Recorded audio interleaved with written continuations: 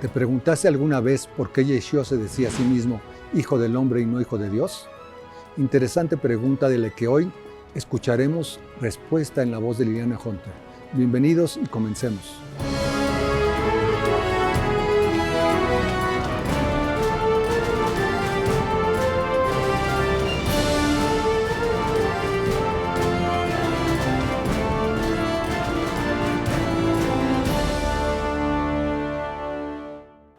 Desde México saludamos a la maestra en Torah, Liliana Hunter, para hablar sobre este interesante tema.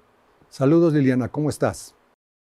Bueno, como siempre, muy contenta de participar con ustedes en este estudio del día de hoy. Shalom para todos. Shalom. Liliana, ¿no era más fácil, más lógico que él se llamara a sí mismo el Hijo de Dios? Si hubiera sido lo lógico. Hoy vamos a aprender dos términos que para nosotros o para la lógica en general tuviera como un significado, pero bíblicamente el opuesto, que son los términos hijo del hombre y el otro término que es el hijo de Dios. Pongan atención porque los invito a ver esta descripción de los conceptos que nos va a permitir aprender algo muy, muy interesante de por qué Yeshua se llamaba a sí mismo Hijo del Hombre y no Hijo de Dios, como hubiera sido lo más adecuado.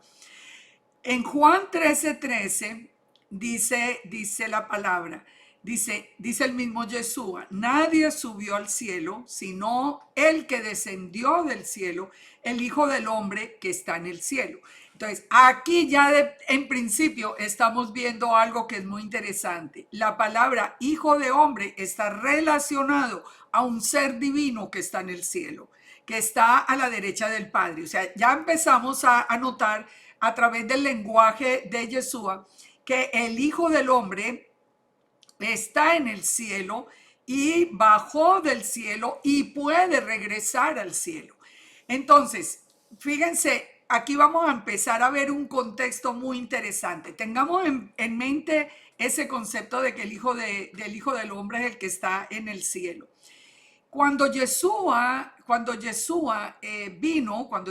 nació, cuando el Espíritu Santo se posó sobre Miriam, sobre María, y nace Yeshua, muchas cosas estaban ocurriendo en Israel que eran muy, muy fuera, muy atípicas, muy fuera como de lo normal del pueblo. Fíjese, en Lucas 7:19, por ejemplo, le preguntan, los envió a Yeshua para preguntarle, ¿eres tú el que había de venir o esperaremos a otro? ¿Qué quiere decir esto? Que la gente en el tiempo de Yeshua estaba esperando que alguien divino viniera. Alguien viniera. Eso sí era absolutamente claro. En Lucas 7:20 dice, los hombres vinieron y dijeron, Juan el Bautista nos ha enviado para preguntarte, ¿eras tú el que había de venir o esperaremos a otro? ¿A quién estaban esperando? ¿A quién estaban esperando todo el pueblo judío? Porque recuerden que solo ellos estaban allí en aquel tiempo.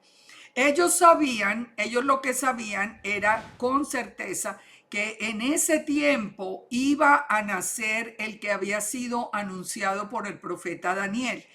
¿Cómo lo sabemos? Por Daniel 9:25.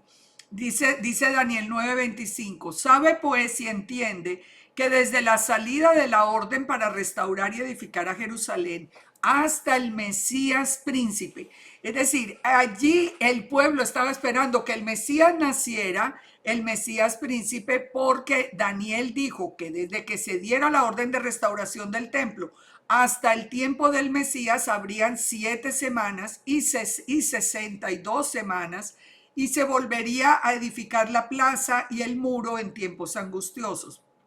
En el verso 26 dice, y después de las 62 semanas se quitará la vida al Mesías, mas no por sí. O sea, no iba a morir de una muerte natural, lo iban a matar.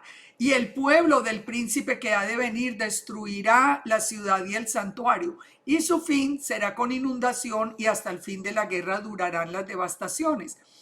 Fíjense que nosotros hoy que estamos al final de los tiempos entendemos que todo eso se cumplió perfecto, pero en el tiempo de Yeshua ellos sabían que habían pasado ya las 62 semanas y estaban ya al final, estaban en medio de ese tiempo, desde el tiempo en que Daniel lo había anunciado, desde que se había dado la orden para edificar el templo nuevamente, y sabían que algo tenía que ocurrir para que el Mesías viniera.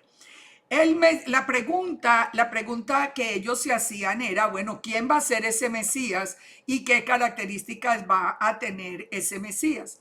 Recordemos que muchas cosas raras pasaron alrededor del tiempo del nacimiento. Por ejemplo, nosotros vemos el anuncio que hizo el Eterno al sacerdote Zacarías del nacimiento de Juan el Bautista, que es el que iba a preceder a Yeshua para anunciarlo como el Cordero de Dios, que nace 6 meses antes que Yeshua. Todo ese evento en el templo fue un evento que lo tuvo que haber conocido todo Jerusalén, porque todos estaban ahí en el templo cuando Zacarías recibe el anuncio del nacimiento de Juan el Bautista. También encontramos en Lucas 2:36 que, por ejemplo, nos habla de Ana la profetisa. Dice que era una viuda que permanecía allí en el templo, sirviendo de día y de noche, y que le hablaba a todos, a todos los que esperaban que naciera el niño que vendría a redimir a Jerusalén. O sea, la profetisa Ana estaba diciendo, este es el tiempo que anunció Daniel, aquí en algún momento tiene que nacer ese niño.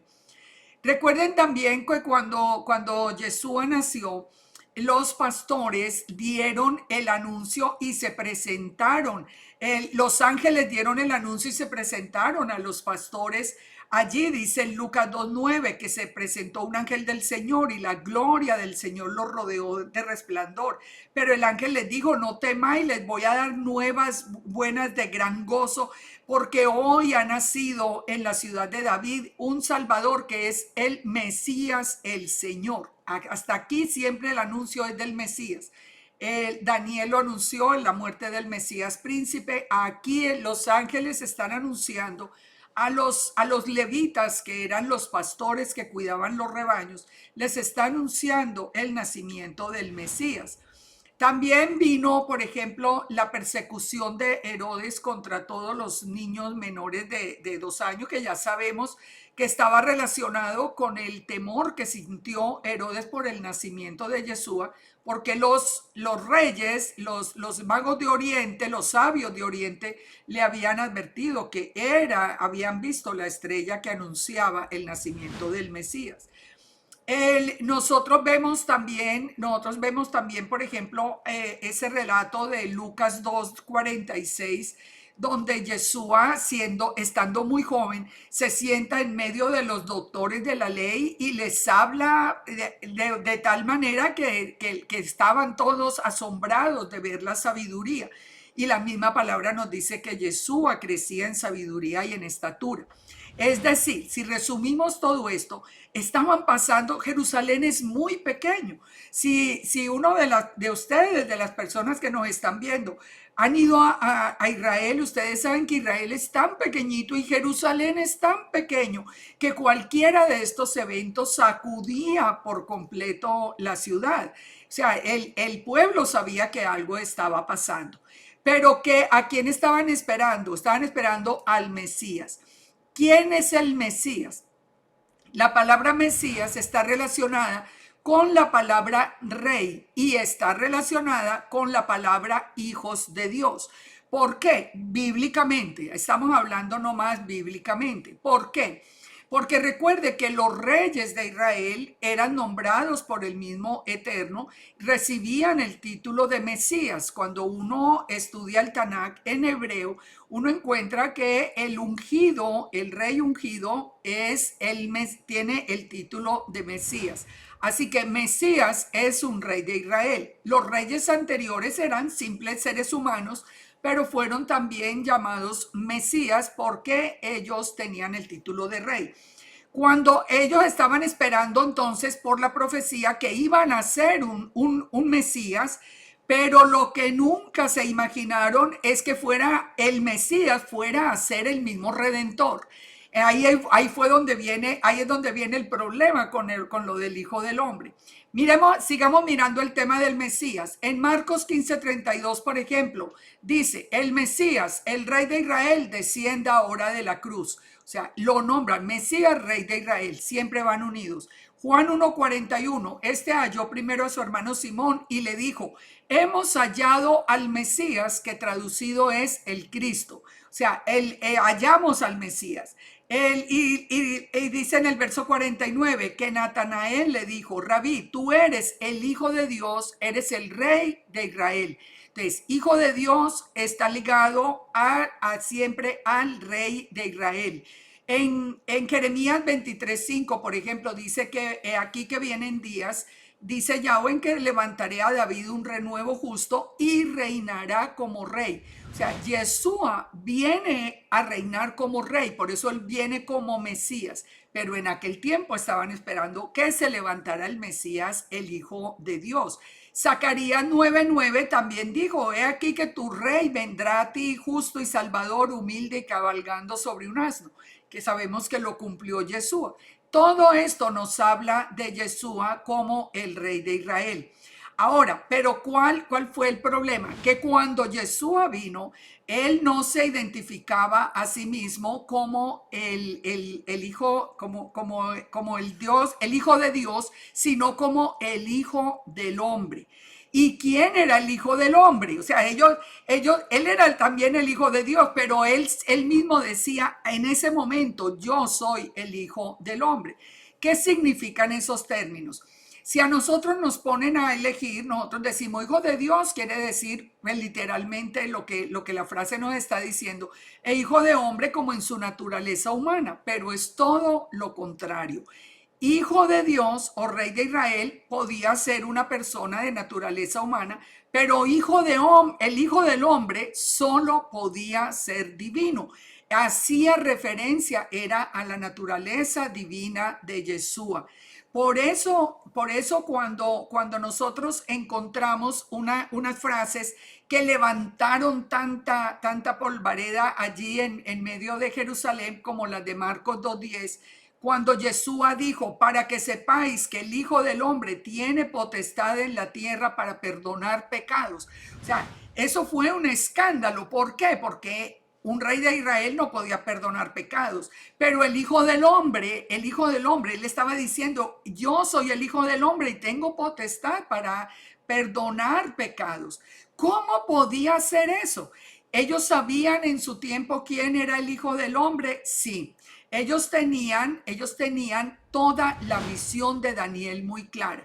Así como sabían del tiempo en el que Daniel iba a venir, también sabían que la visión de que había tenido Daniel era una visión que les mostraba, está en Daniel 7:9, cuando Daniel dice, estuve mirando hasta que fueron puestos tronos y se sentó un anciano de días cuyo vestido era blanco como la nieve, el pelo de su cabeza como lana limpia, su trono llama de fuego y las ruedas del mismo fuego ardiente.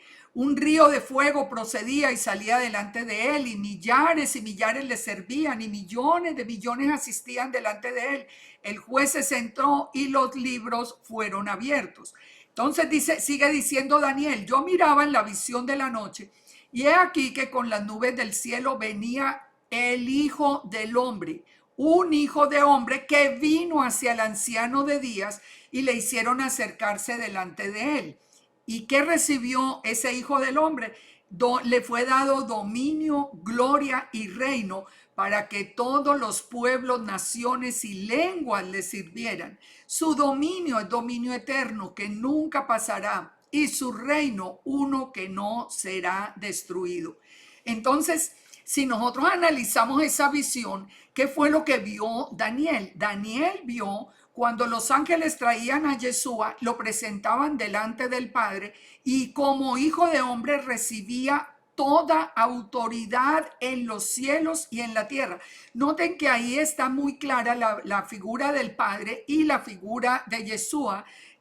Y es una ceremonia que se llevó a cabo donde en los cielos, donde Yeshua recibía todo poder en los cielos, en la tierra, sobre todo el poder entero del Padre era pasado al Hijo del Hombre y lo ponía sobre toda la creación también. Entonces, las personas en el tiempo de Yeshua sabían muy bien que una cosa era decir hijo de Dios, pero otra muy diferente era decir hijo del hombre, porque el Hijo del Hombre era ese ser divino que había recibido toda potestad en los cielos y en la tierra.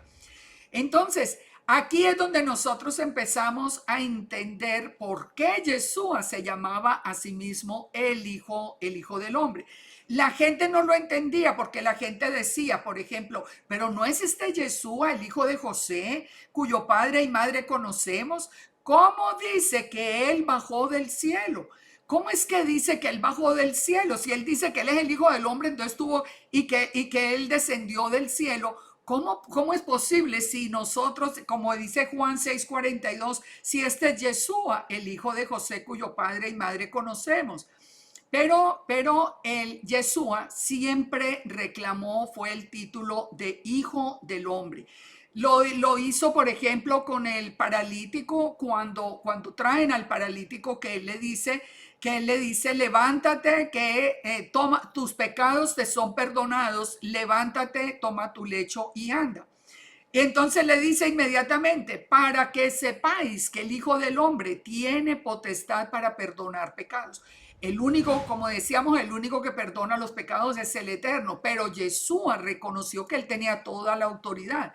¿Qué hicieron después en ese momento? ¿Qué hacían las principales autoridades en Jerusalén? Trataban de matarlo porque decían que era una blasfemia, porque al decir que él era el Hijo del Hombre se estaba haciendo como Dios.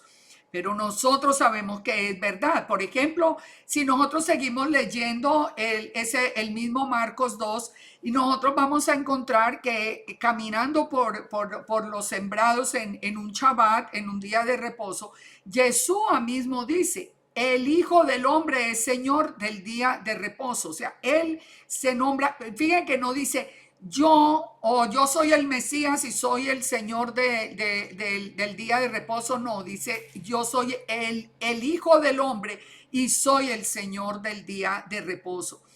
Más adelante nosotros vemos que siempre que él decía ser el Hijo del Hombre, se le consideraba inmediatamente un blasfemo.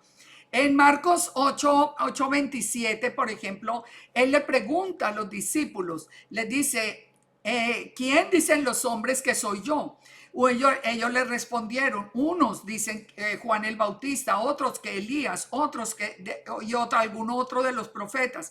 Y él les dijo, ¿y ustedes quién creen que soy yo? Y Pedro respondiendo dijo, tú eres el Mesías.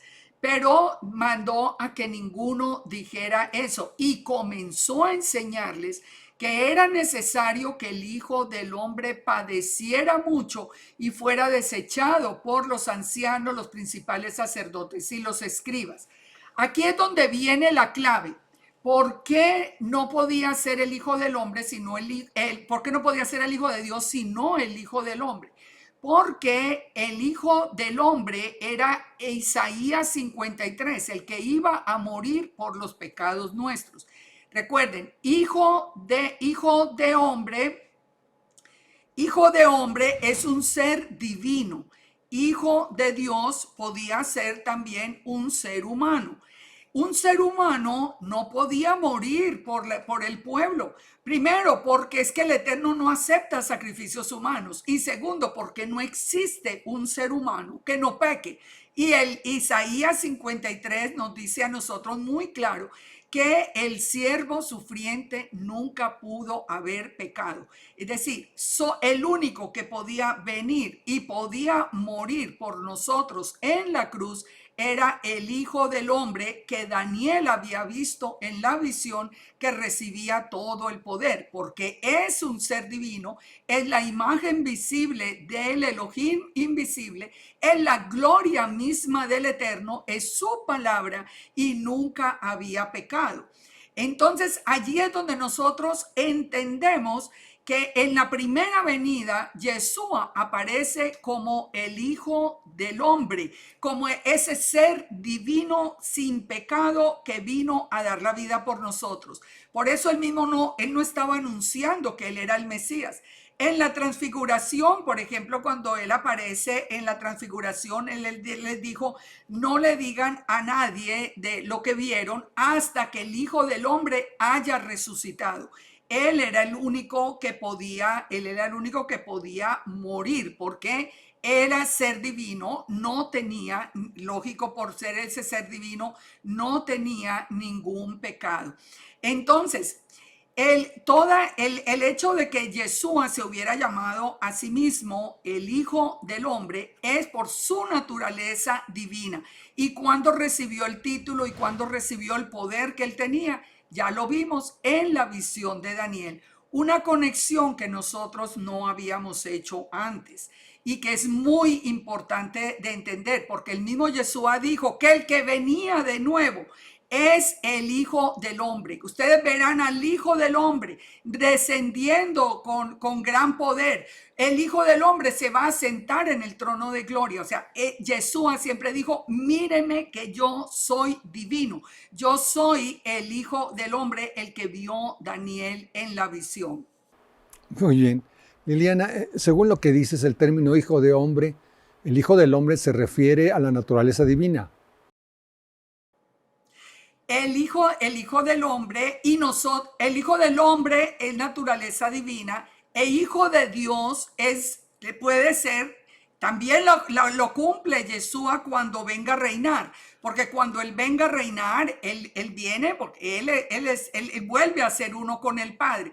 Pero fíjese, nosotros, por ejemplo, podemos recibir el título de hijos de Dios, inclusive nos lo dice en el mismo Evangelio de Juan, cuando nos dice que a todos los que creímos en Yeshua, dice que nos dio la potestad de llegar a ser hijos de Dios, porque hijo de Dios hace referencia a la naturaleza humana, pero nosotros jamás pudiéramos tener, nadie más fuera de Yeshua pudiera tener el título de hijo del hombre.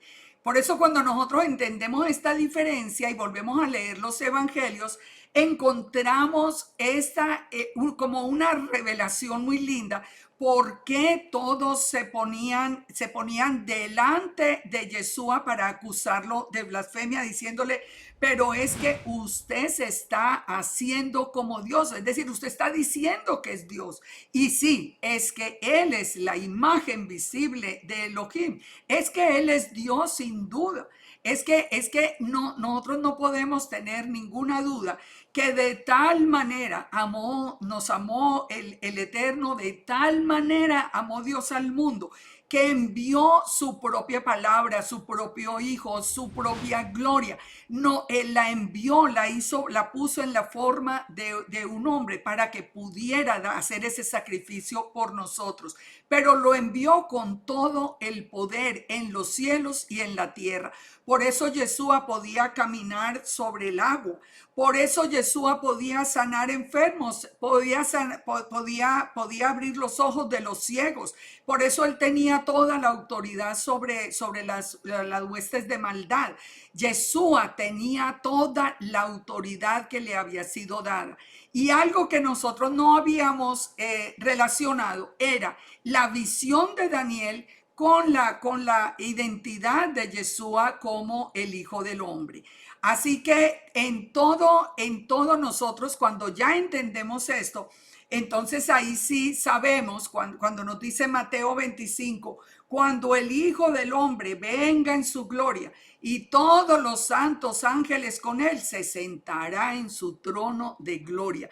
Él es el que vuelve. Él vino por primera vez para redimirnos, pero regresará. Un día veremos el cielo abierto y aparecer Yeshua con todos los ejércitos celestiales a venir a reinar. Ahí sí ya como Mesías, pero hasta que llegue y se una con el Padre, todavía con el título del Hijo del Hombre. Así que nosotros somos parte de un misterio tan hermoso y lo hemos creído aún sin entenderlo del todo. Pero definitivamente somos muy bendecidos de haber creído y haber sido llamados un día por Yeshua, nuestro Mesías, pero el Hijo del Hombre con toda la autoridad para redimirnos. Muy bien, Liliana, hoy nos quedamos con una nueva enseñanza que confirma que Jesús es divino. Sin duda alguna, sin duda alguna. Y continuaremos estudiando en las Escrituras para descubrir todos estos misterios que son realmente tan hermosos. Son misterios que a nosotros nos confirman nuestra fe. Y creer en Yeshua es la base de toda nuestra fe. Excelente. Gracias, Liliana. Excelente enseñanza. Shalom, shalom. Hasta la próxima. Shalom, shalom y muchas bendiciones de parte del Eterno. Estudiar la palabra de Dios es una fuente de vida y enseñanza. Así que te invitamos a reflexionar y confirmar en tu Biblia cualquier enseñanza que recibas. Nos vemos en el próximo programa.